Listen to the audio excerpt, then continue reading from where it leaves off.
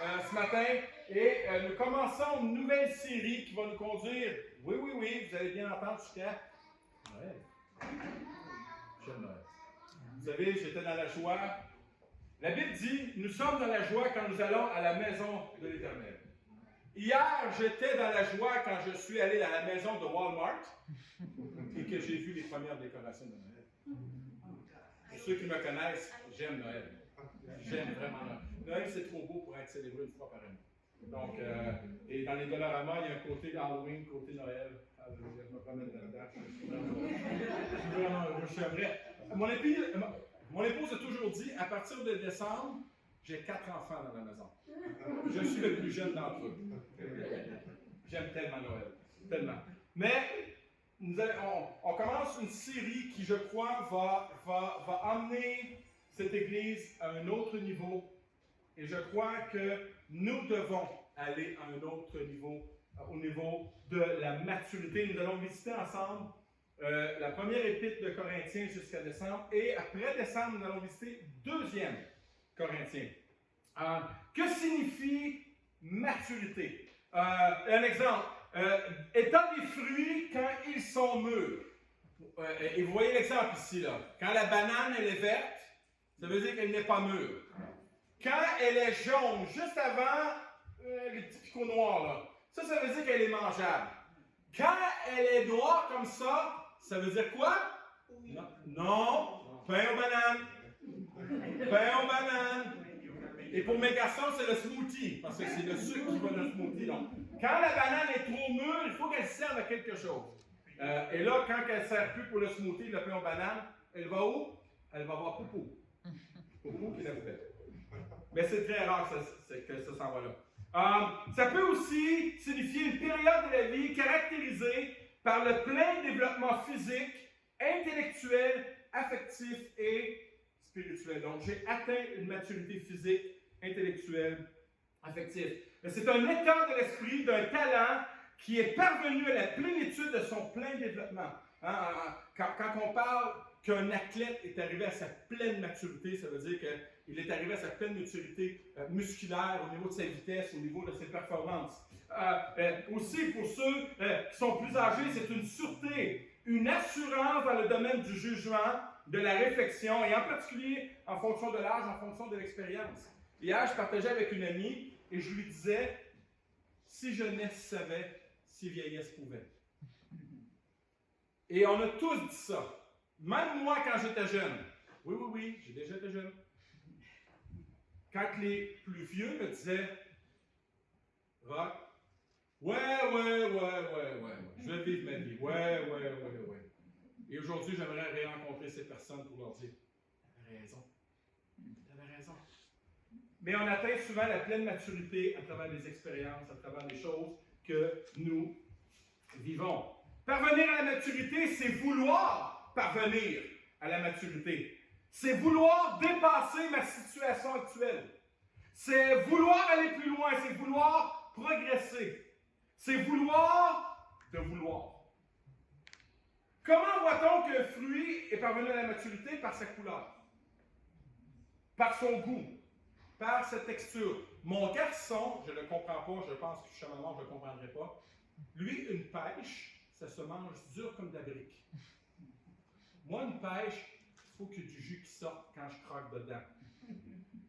Je ne comprendrai jamais ça. Plus le fruit est non mûr, plus il l'aime. Mais non! Je n'ai pas de cas. Qu'est-ce qu'on dit? On parle aussi d'un athlète. Quand l'athlète est parvenu à pleine maturité. Combien d'athlètes ont commencé dans les Olympiques? Première course, ils finissent 4e, 5e, et 4 ans plus tard, dans les Olympiques, ils finissent premier. Pourquoi? Parce que son corps s'est développé, sa vitesse, sa technique a changé, il est parvenu à la maturité. Une équipe sportive, même chose. Il y a des équipes qui peuvent perdre pendant des années, mais s'ils gardent le même noyau, ils se mettent à gagner jusqu'à des championnats. Et on dit que cette équipe est parvenue à la maturité. Ils ont appris. Et la maturité comporte toujours quelque chose de vivant. Je ne peux pas dire que mon auto est parvenu à la maturité. Quand je dis ça, souvent, c'est le temps de la changer. Je ne peux pas dire que mon micro-ondes est parvenu à la maturité. Je ne peux pas dire que cette batterie est parvenue à la maturité. C'est des êtres non vivants. Quand on parle de maturité, on parle de choses qui sont vivantes. On parle de mature quand un être vivant est parvenu à la maturité à son plein potentiel. La maturité nous parle aussi de faire quelque chose afin d'atteindre cette maturité. Savez-vous ce qu'on fait, un petit truc comme ça? Probablement les mamans, vous connaissez tout le truc. Quand mes bananes sont vertes, qu'est-ce qu'on fait? On met le papier cellophane sur le bout de la banane, pas le bout, le bout où est-ce qu'on fait ça, là? Le pédoncule. Ouais. Et on le met dans l'armoire au noir. Et elle mûrit 2 fois plus vite que si on la laisserait sur le comptoir. Donc, il faut faire quelque chose pour parvenir à la maturité. La maturité ne vient jamais seule. La maturité n'est pas le fruit du hasard. Personne ne se lève un matin et la maturité lui tombe dessus. Je deviens mature. Des fois, mon épouse me dit, confession ce matin, et que tu es immature. Savez-vous quoi? Je l'assume. Je disais à mon épouse, il y a 22 ans, j'aimerais te dire que tu es en train de marier un éternel ado. Et jusqu'à ce jour, elle accepte. Vouloir devenir mature commence par un désir profond de devenir mature. Devenir plus mature dans ma façon de voir les choses, d'agir, de réagir. La maturité vient toujours avec, premièrement, un miroir. Le miroir reflète qui je suis.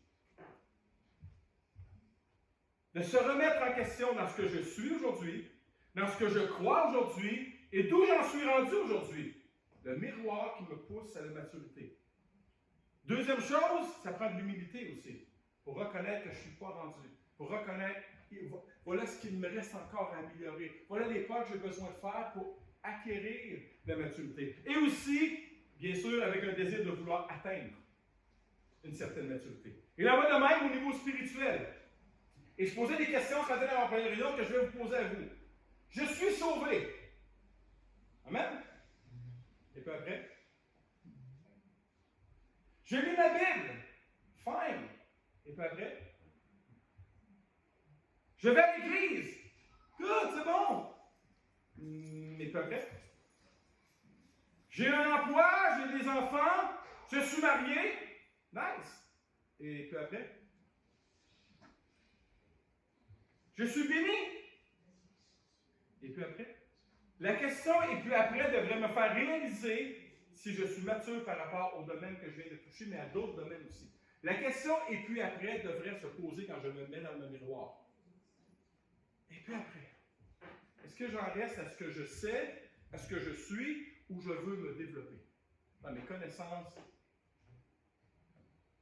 Pendant les prochaines semaines, on va visiter la première épître aux Corinthiens. Et on va avoir vraiment du plaisir. Et plus j'étudie cette Église d'il y a 2000 ans, plus je réalise qu'elle ressemble à l'Église d'aujourd'hui. Il n'y a pas grand-chose de différent. Donc, Paul écrit à la ville, à l'Église de Corinthe. Quelle était Corinthe? Prochaine diapo, Nat. Corinthe est une ville qui comptait dans ce temps-là à peu près 600 000 habitants. Et sa situation est entre deux ports qui sont encore là aujourd'hui. Faisait-elle une ville prospère avec une population très mélangée, très multiethnique. Donc ça ne change pas avec aujourd'hui. Et on déifiait le sport. Le sport était extrêmement important. Et c'était proche, très proche des jeux qu'il y avait en Grèce. Certains parlaient de Corinthe comme une cité de luxe, de muscles, d'argent, et attention, dans une église, le sexe. Oh oui, c'est dans la Bible. C'est dans la Bible. Finalement, Corinthe devait ressembler à ce que nos villes sont aujourd'hui. Les extravagances et les débordements immoraux qui jadis se vivaient dans les cités importantes se vivent aujourd'hui partout grâce à l'omniprésence des médias qui font du monde un village. Ça nous prenait une semaine à apprendre aujourd'hui.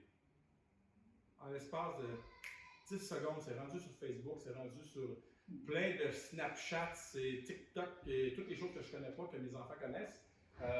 Et les nouvelles sont tellement rapides. La ville de Corinthe n'avait pas une bonne réputation, à tel point que le grec classique, le verbe korinthianazetai, qui veut dire corinthianiser, signifie littéralement se livrer à la grossière immoralité, à la débauche, à l'ivrognerie. Le nom de la ville est devenu synonyme de déchéance morale. Lorsque Platon parlait d'une prostituée, il utilisait l'expression une fille de Corinthe. Pas de très bonne réputation. Le dramaturge Philette intitula une pièce burlesque en lien avec la ville de Corinthe qu'il intitula Le débauché.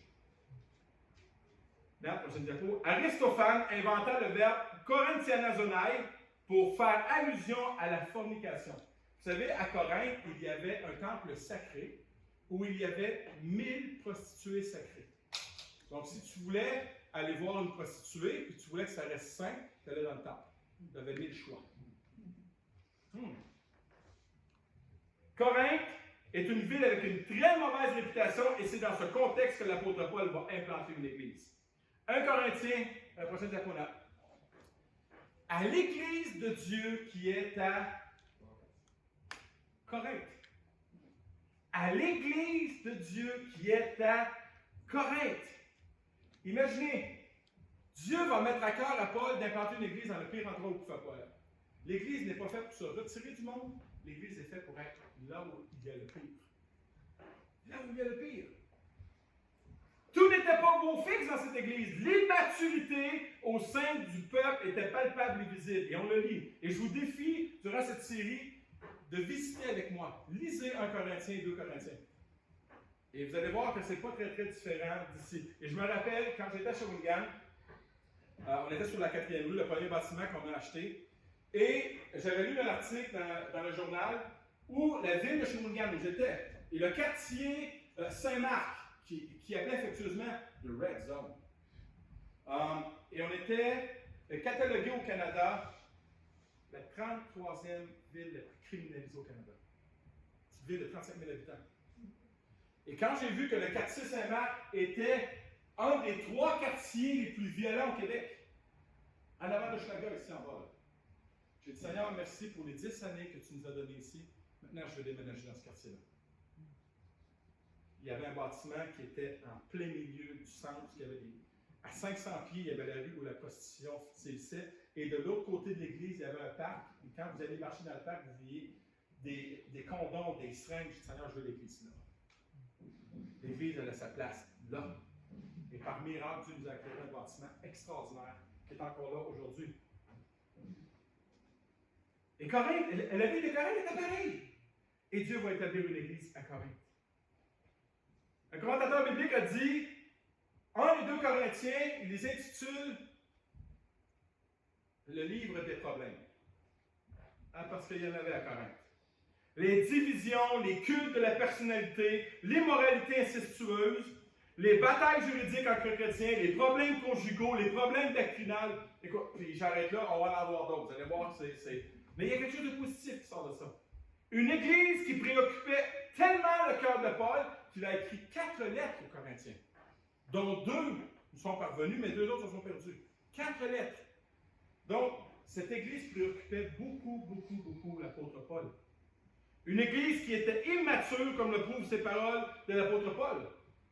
Pour moi, frère, sœur, ce n'est pas comme à des hommes spirituels que j'ai pu vous parler, mais comme à des hommes charnels, comme à des enfants, des nourrissons en Christ. Je vous ai donné du lait, non de la nourriture solide, car vous ne pouviez pas la supporter. Et vous ne le pouvez même pas à présent parce que vous êtes encore charnels. Ces chrétiens étaient des véritables enfants de Dieu. Mais la maturité leur faisait défaut. On pourrait dire qu'ils ont échoué par rapport à la maturité, mais ils n'en sont pas moins l'Église de Dieu. Savez-vous quoi? Des fois, votre pasteur confession ça. Des fois, votre pasteur est très immature. Et il n'y a rien de pire quand tu prépares un message qui t'arrive en plein dans la face. Jeudi, je parlais au téléphone dans mon auto. Faites-vous en pas, j'ai ta main libre. Et ma réaction était tellement exécrable. Le vendredi matin, je suis en train de faire mon message. Et le Seigneur me révèle que c'était pas fort le grand hier. C'est très immature de ta part, tu vas l'appeler et tu vas lui demander pardon. L'immaturité, c'est d'échouer, mais la maturité, c'est d'admettre nos erreurs. J'ai appelé la personne pour m'excuser parce que c'est approprié la façon dont j'avais réagi et les choses qui étaient sorties de ma bouche. Est-ce que vous me pardonnez? Amen. Et j'aime beaucoup la citation de David Wilkerson. Dieu n'utilise que ceux qui ont échoué. Vous devriez être encouragés. Si tu as échoué, Dieu veut t'utiliser ce matin. Amen? Y a-t-il des échoueurs et des échoueuses ici? Ah, toujours! Amen! I agree, bro! Tous les héros de la Bible, à part Jésus, ont échoué dans la maturité. Tous ont été immatures sauf Jésus. Alléluia pour ça. Ils ont tous pris un jour ou l'autre des décisions immatures. Ils ont fait des choix immatures. Ils ont fait des choses immatures. C'est vous le qui? J'ai découvert l'homme selon le cœur de Dieu. Le roi David. Oui, David était très immature. Un jour, toutes ses armées s'en vont à la guerre. Il décide de rester chez lui. Décision immature qui va engendrer une autre décision immature. Il est sur sa galerie un soir et il voit une belle femme. Il dit à ses serviteurs, amenez-le-moi. Je la veux. Choix immature engendre un choix immature.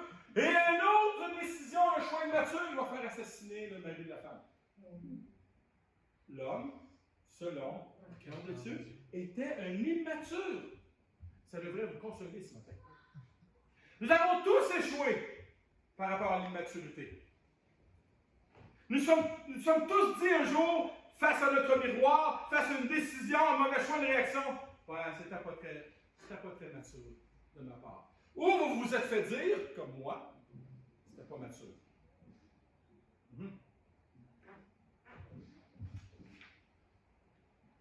Un Corinthiens 2, et je vais revenir souvent à l'Église de Dieu qui est à Corinthe.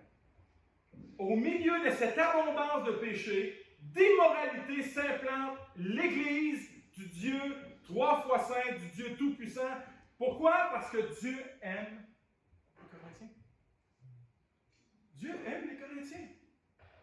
Et souvent, nous, contrairement à Dieu, on va juger. On va mépriser les gens qui sont différents de nous, qui sont des bien plus grands pécheurs que nous. Et quand on juge, c'est des jugements immatures. Il veut sauver leurs âmes. Alors, il dépose dans le cœur de l'apôtre Paul de commencer une église là, dans le pire endroit au monde, à Corinthe. Seigneur, j'aimerais bien mieux aller aux Barbades, aux Bermudes, aux Bahamas. S'implante une église sur la plage. Non, à Corinthe. À Corinthe, quand même. Au milieu du mensonge, va s'élever un message porteur de vérité. Au milieu d'épaisses ténèbres, il va s'élever une lumière. Au milieu de la corruption, va s'élever l'honnêteté et l'intégrité. Au milieu d'une morale tordue, du bien qui devient mal et du mal qui devient bien, va se lever une morale sainte qui manifeste un Dieu saint. Amen? Amen. Ça, c'est l'Église qui s'implante. L'Église doit avoir sa place dans ce genre de contexte. C'est cela qu'on appelle, et William Booth avait compris cet appel. Certains aiment vivre près d'un temple ou d'une salle évangélique. Moi, je veux ouvrir un centre de secours tout près des portes de l'enfer. William Booth avait une curieuse vision. Là où il y avait le plus de misère, c'est là qu'il y a une église. Il ne faut pas fuir la misère, il faut aller dans la misère. Jésus est notre modèle. Jésus est venu dans ma misère. Il est venu dans ma misère. À l'Église de Dieu, à l'Église qui appartient à Dieu, qui est où? À Corinthe.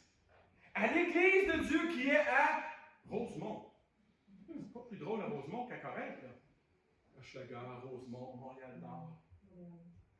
Cette Église, j'aimerais vous dire que cette Église n'appartient pas à l'armée du salut. Cette Église ne m'appartient pas. Cette Église ne nous appartient pas. À l'Église qui appartient à l'Église de Dieu. qui est à Corinthe, qui est à Rosemont. Et le mot Église signifie en grec un peuple appelé hors de. Hors de. En fait, l'Église qui appartient à Dieu ne ressemble en rien à ce qui se trouve dans le monde. Elle n'est pas appelée à ressembler au monde, ni à imiter le monde, mais à ressembler, à imiter Jésus. Elle est appelée à refléter la gloire de Dieu. Elle est appelée à être divinement différente. L'Église qui appartient à Dieu est une extension visible de qui il est. J'aimerais dire aux gens, si tu veux savoir à quoi ressemble Dieu, viens chez nous. Viens chez nous. Ah, il y a beaucoup d'hypocrites. Moi, je ne vais plus dans les églises, il y a beaucoup trop d'hypocrites. Ah oui, parce qu'il n'y en a pas dans l'usine où tu travailles, des hypocrites qui tournent en quoi? Il y a des hypocrites, il y en a partout. Eh oui, il y en a dans l'église. Mais oui! Si on commence à vouloir fuir tout ce qui est hypocrite, regarde-toi dans le miroir, tu vas te fuir toi-même. Maturité. L'Église est le corps de Christ et nous sommes, nous, les membres et Christ en est la tête. Colossiens 1,18 nous dit, il est la tête du corps de l'Église. Et il y a beaucoup de choses que j'entends où le pasteur est tellement élevé, c'est lui qui est devenu la tête. C'est lui qui gère tout, c'est lui qui décide tout, alors qu'il devrait s'humilier et descendre au sein du corps de Christ et laisser Jésus être la tête. Maman, c'est une illustration. Si je coupais la tête de Papa Grady, qu'est-ce qui arriverait? Il mourrait. Il mourrait. Pourquoi? Parce que c'est la tête. C'est tout le flux nerveux du cerveau de la tête. C'est elle qui communique tout aux membres. S'il y a une dysfonction, quand on regarde la dystrophie musculaire, c'est littéralement une dysfonction du cerveau qui affecte tout le corps. Donc, quand on parle d'aimer Dieu de tout son cœur, on ne parle pas le cœur ici. Ça, c'est juste la pompe qui sert à pomper le sang. Le cœur, on parle toujours d'ici. On parle des pensées. Et c'est ça. Et beaucoup d'églises ont coupé la tête de Jésus. Ils fonctionnent, mais tôt ou tard, ils vont mourir. Exemple. Les gens le trouvent beaucoup d'autres. Si je coupe la tête à Papa Grady, il va mourir. Le seul être vivant, si on coupe la tête, qui continue de vivre pendant un instant, est une poule. Tu coupes la tête, elle continue à courir. Oui, vous avez déjà vu? Ah, c'est drôle. C'est tellement drôle. C'est tragique, mais c'est drôle. Et il y a des gens, il y a des églises qui ont coupé la tête de Jésus qui sont comme des poules. Qui continuent à vivre, mais tôt ou tard, ils vont mourir. Parce que la tête, elle est coupée. Jésus n'est pas simplement la tête, il est le chef de l'Église. Pas moi. Le pasteur ne doit pas être honoré plus que le chef. Jésus est la tête et le chef. Lui seul en est la tête et le chef. Nous sommes tous sous sa direction à lui. Par exemple, nous n'avons pas 2 premiers ministres au Québec. Nous n'avons pas 2 premiers ministres au Canada. Nous avons un seul premier ministre, avec des conseillers bien sûr, mais c'est lui qui est la tête. C'est lui qui décide et c'est lui qui gère. C'est la même chose pour l'Église qui appartient à Dieu. Elle appartient à Dieu et Christ en est la tête et le chef. En ce qui concerne l'Église, le Christ est la tête parce qu'il l'anime. Il l'anime.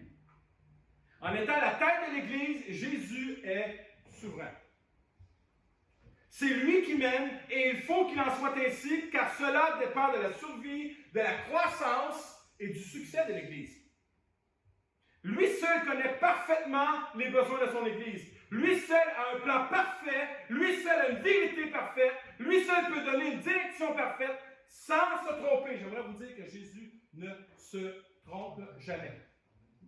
Lui seul peut lui donner une victoire parfaite. Lui seul peut la faire grandir parfaitement. Lui seul peut la sauver parfaitement. Lui seul peut guérir, restaurer parfaitement.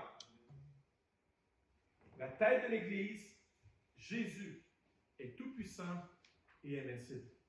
Lui seul peut la bâtir parfaitement. Matthieu chapitre 16, verset 18 nous dit « Je bâtirai mon Église et que les portes du séjour des morts ne prévaudront point contre elle. Je bâtirai mon Église. » Si un architecte viendrait me voir et me dirait « Roch, je bâtirai ta maison », je lui dirais « Vas-y mon grand, parce que si c'est moi qui l'ai bâti, ça ne fonctionnera pas.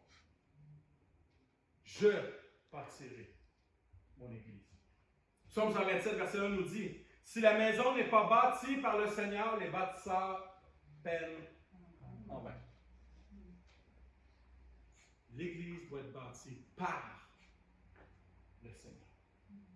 Lui seul a la capacité de la bâtir à son image à lui, selon sa parfaite volonté. Lui seul a la capacité de la faire grandir. Il est la tête, il est le chef et nous sommes son corps. Quand une Église ne grandit pas, ce n'est pas de sa faute. C'est de la mienne. C'est de ta faute à toi, à toi, à toi, à toi, à toi. Ce n'est pas la faute de Jésus, jamais. Parce que Jésus ne se trompe jamais. C'est sa volonté que son Église grandisse. 1 Corinthiens 12, 27 nous dit ceci. Nous, vous êtes le corps de Christ, vous êtes ses membres, chacun pour sa part. C'est ce que nous sommes. Vous savez, je ne suis pas plus que vous. Vous n'êtes pas moins que moi. Des fois, on élève tellement les hommes de Dieu qu'on perd le sens de ce que c'est le corps. Est-ce que je peux dire ce matin que ma main droite est meilleure que ma main gauche? La question est oui. Je suis droitier. C'est sûr. Mais si je perdais mon bras gauche, je verrais son importance. Pourquoi perdre quelque chose pour réaliser son importance? Je ne veux pas vous perdre et j'espère que vous ne voulez pas me perdre. Nous sommes son corps. Ensemble. 1 Corinthiens 12, 18 nous dit ceci. Dieu a placé chacun des membres dans le corps comme il l'a voulu. Comme il l'a voulu.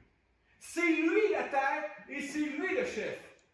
C'est lui qui place chacun là où il le veut. 1 Corinthiens 1 nous dit ceci. C'est l'apôtre Paul nous donne un exemple par rapport à sa vie. Paul appelé à être apôtre de Jésus-Christ parce que ça me tentait. Non. Par la volonté de Dieu. Et son appel à être apôtre était accompagné d'un autre appel. Je lui montrerai à quel point il devra souffrir pour moi. Personne ne veut de ce genre d'appel, mais pourtant c'est un appel de l'apôtre Paul. 1 Corinthiens 12, 18, on revient. Comme il l'a voulu. Jésus ne fait rien au hasard dans son Église. Il ne te place pas au hasard. Combien ont déjà joué aux échecs? Je sais. Ah, je le savais, j'ai vu ta tête. Est-ce que vous déplacez vos pions au hasard? Non, c'est stratégique. En fonction de ce que lui vient de jouer, et vous prévoyez ce qu'il va jouer si vous faites tel move. Jésus fait la même affaire dans son Église. Il ne fait rien au hasard, il ne fait rien par improvisation non plus. Il ne fait rien par « Ah, j'ai oublié, c'est vrai, il faut que j'appelle telle personne à telle place. » Il ne fait jamais d'improvisation quand il s'agit de bâtir son Église et de mettre les gens, les matériaux à la bonne place. Il ne fait pas de favoritisme non plus. Il sait ce qu'il fait et il sait surtout comment il bâtit son Église. Et vous savez, une des choses que j'ai réalisées avec mes amis quand je vais dans d'autres églises, quand je suis en vacances, une des choses que les gens veulent dans les églises, c'est des ministères pour être vus et reconnus et entendus. Et même dans les grandes églises que j'ai visitées, des églises de milliers de personnes, quand j'entends un pasteur ou il est pasteur d'une congrégation de milliers de personnes et qu'il avance en avant et qu'il dit « Il nous manque encore des gens à l'école du dimanche et à la garderie. »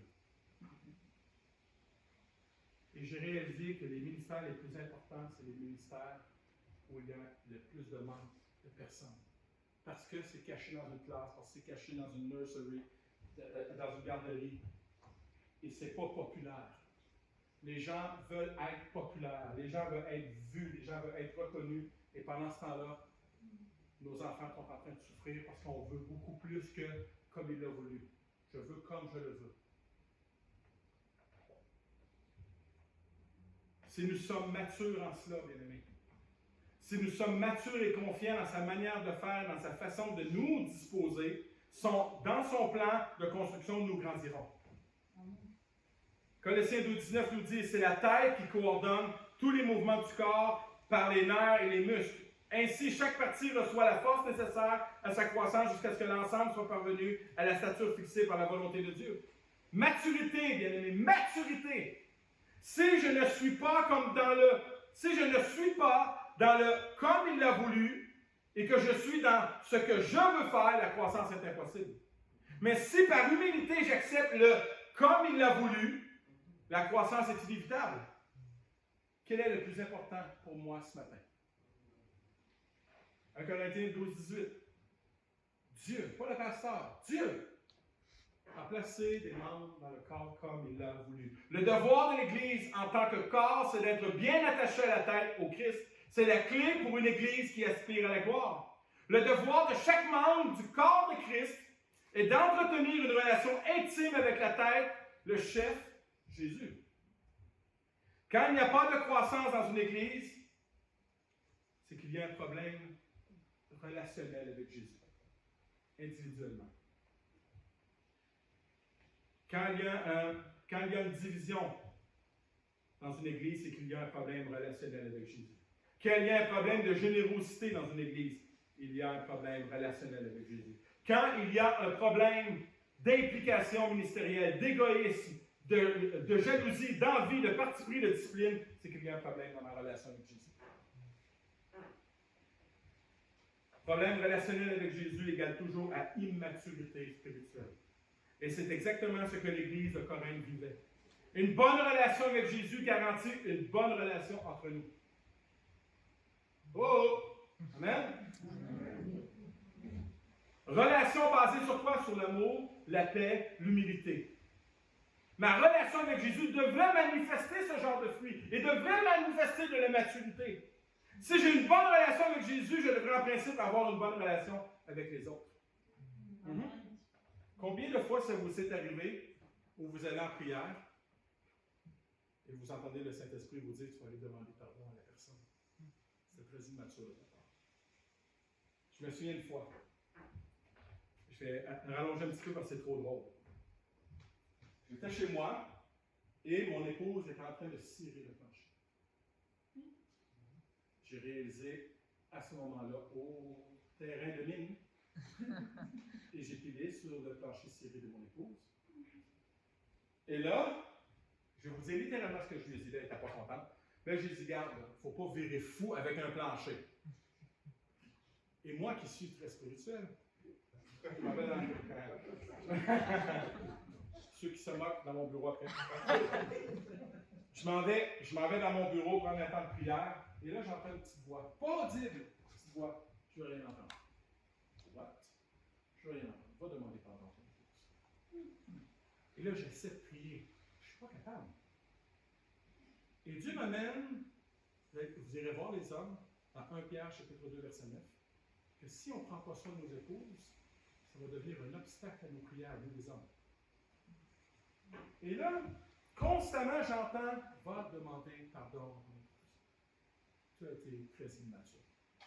Peut-être que pour toi, ce n'est pas important un plancher ciré, mais pour elle, oui. Va lui demander pardon. Je suis sorti en homme spirituel. J'ai été lui demander pardon. Et quand je suis revenu, savez-vous quoi? J'ai été capable de prier. J'ai toujours eu la difficulté avec les hommes qui ne prennent pas soin de leur femme et qui disent avoir une relation avec Jésus. Tu n'as pas de relation avec Jésus. Tu as une mauvaise relation avec Jésus. Parce que si tu avais une relation avec Jésus, tu te réconcilierais avec ton épouse. Et les hommes disent Amen. Amen. Et les épouses disent encore un plus gros Amen. Amen.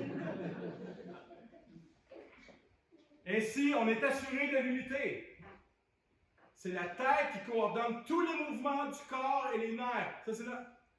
Et c'est une analogie extraordinaire. Ainsi, chaque partie reçoit la force nécessaire à sa croissance jusqu'à l'ensemble qui soit parvenu là par la volonté de Dieu. C'est la tête, c'est Jésus. C'est nous étions, bien-aimés, plus matures et comprenions la Bible.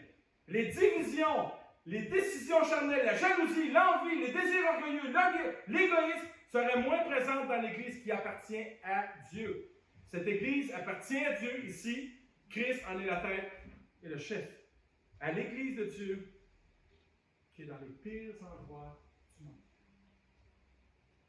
Et j'aimerais terminer avec ça. Dieu a placé chacun des membres dans le corps comme il l'a voulu. Je ne dis pas là. Je ne dis pas là. D'accord. Vas-y. Yes. Oui, Rosemont est dans la Bible. À l'Église de Dieu qui est à Rosemont. Ce n'est pas un hasard pourquoi Dieu nous a placés à Rosemont. Ceux qui ont participé ici au service d'aide à la famille pendant de mars jusqu'à temps qu'on ferme à cause de la rue, vous savez qu'il y a des gens qui sont dans la misère. Et combien c'est une bénédiction pour nous d'ouvrir nos bras et de distribuer.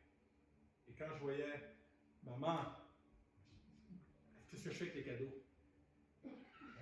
Sois généreuse, savez-vous quoi? Elle a été très généreuse.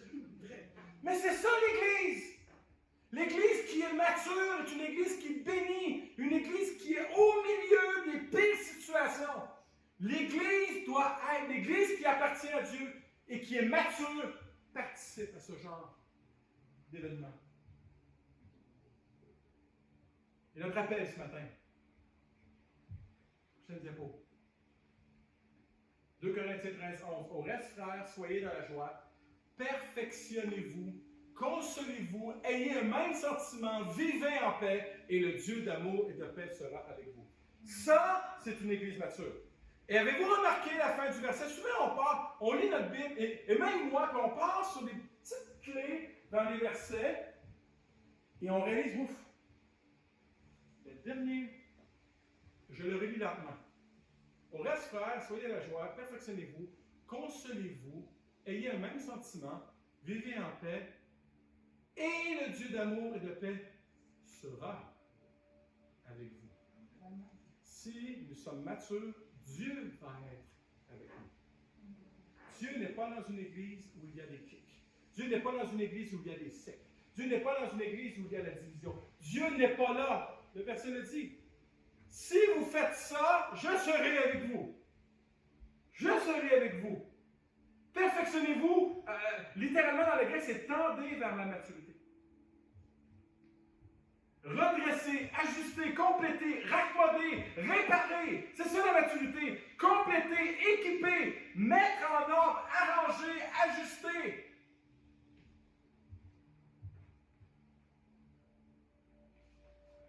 Un chrétien n'est pas appelé à être un bébé toute sa vie. Un chrétien doit avoir ce désir de vouloir devenir plus mature dans les domaines où il doit devenir mature. Et ce matin, le principe du miroir. Où est-ce que j'en suis dans ma relation avec Dieu? Où est-ce que j'en suis dans ma relation avec les autres? Où est-ce que j'en suis dans ma relation avec l'Église? Dans quel domaine de ma vie ai-je besoin de devenir plus mature? Pour vous aider, j'en ai plein. Je peux vous faire une liste. Une fois, j'étais en prière, j'ai dit, Seigneur, qu'est-ce qui me manque pour devenir un époux selon ton cœur? J'ai rempli une page. Je pensais que je n'étais pas peu. Ça.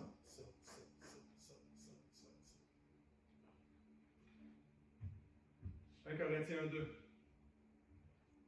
À l'Église de Dieu qui est à Rosemont. Ça, c'est nous. Cette Église appartient à Dieu.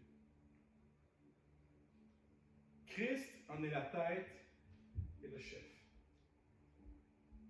J'ai besoin. Vous avez besoin Nous avons besoin d'acquérir de la maturité par rapport à ça. Il en va de la survie de l'Église et de sa croissance. Que voulons-nous ce matin? Que veux-tu ce matin? Cette Église ne grandira pas sans la maturité. Comme une banane ne noircit pas sans passer par la maturité. Mais il y a tout un processus. Est-ce que je suis mature dans ma relation avec Jésus? Est-ce que je suis mature dans ma relation avec mon épouse, avec mon époux? Est-ce que je suis mature dans mon implication ministérielle à l'Église? Est-ce que je suis mature dans ma générosité? Est-ce que je suis mature avec mon employeur?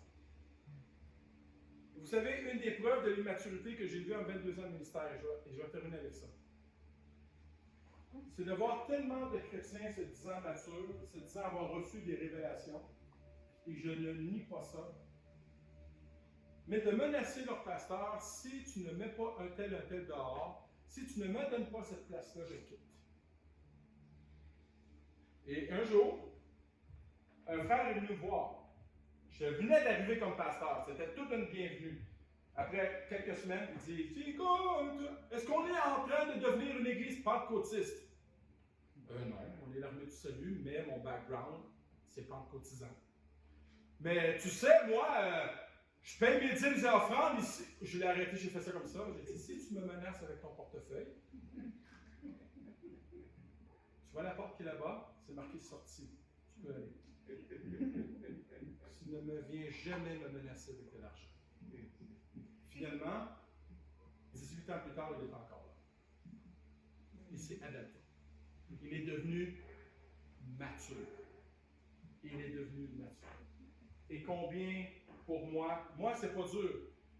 Dans toute ma vie, de 20, ça va faire 94, je suis vieux, 26, on va faire 27 ans le 7 janvier, qui vient que j'ai donné ma vie à Jésus. Donc, je vais avoir vécu 27 ans sans Jésus et 27 ans avec. La moitié de ma vie avec Jésus, j'avais tellement hâte. Je peux dire ça, Mme Angélique. La moitié de ma vie avec toi, Seigneur. Moi, j'ai fait 3 églises en 27 ans. Armée du Soleil à Trois-Rivières, Armée du Soleil à Shawinigan, parce que je suis devenu pasteur, et Armée du Soleil à Rosemont. Je n'ai jamais quitté l'Armée du Soleil. Et savez-vous quoi? J'aurais eu toutes les raisons de la quitter. J'ai vu des chrétiens, en 10 ans, changer plus souvent d'église que je l'ai fait en 27. Immaturité. Immaturité. Immaturité. Des gens qui changent d'église, qui ne trouvent jamais leur place, immaturité. Et qui mettent ça sur l'appel de Dieu. Alors, Dieu doit se tromper souvent parce qu'il t'appelle souvent. Immaturité. Et mon désir, c'est que cette église devienne mature. Dans le pire, comme dans le meilleur. Mais ce n'est pas dans le meilleur qu'on devient mature. C'est dans le pire. Quand il y a des conflits, quand il y a des chicanes, quand il y a des épreuves, nous sommes unis. Je n'ai jamais vu l'Église de Rosemont, ça fait juste 2 ans, aussi unis que du lundi au vendredi quand on était ici à distribuer la nourriture pour les églises. On était dans une seule vision, dans une seule direction, et c'était d'aider les gens. Papa Rostand, n'est-ce pas? Il n'y a rien d'autre que l'épreuve qui unit l'Église, qui la rend mature. Est-ce qu'on peut se lever ensemble dans cette fin de réunion? J'aimerais juste prier pour vous. Seigneur, merci. Merci pour cette série qui commence, cette série Maturité. Et je sais que dans la première réunion, ça a bousculé énormément de gens. Et je sais que ça nous bouscule parce qu'on n'aime pas se faire dire que nous sommes immatures. On n'aime pas se faire dire qu'il nous manque de maturité dans tel domaine de nos vies. Mais c'est la réalité, papa. L'apôtre Paul disait lui-même qu'il n'est pas encore parvenu à, qu'il n'a pas encore gagné la course. Et papa, nous ne sommes pas parvenus encore à l'image de Christ. Il nous manque encore tellement de maturité, mais en le sachant, c'est déjà une preuve de maturité. Alors je prie que par ton esprit, tu puisses nous conduire dans cette maturité dans laquelle tu nous appelles. Que cette Église devienne une Église mature. Pas parfaite, mature. Même dans son imperfection.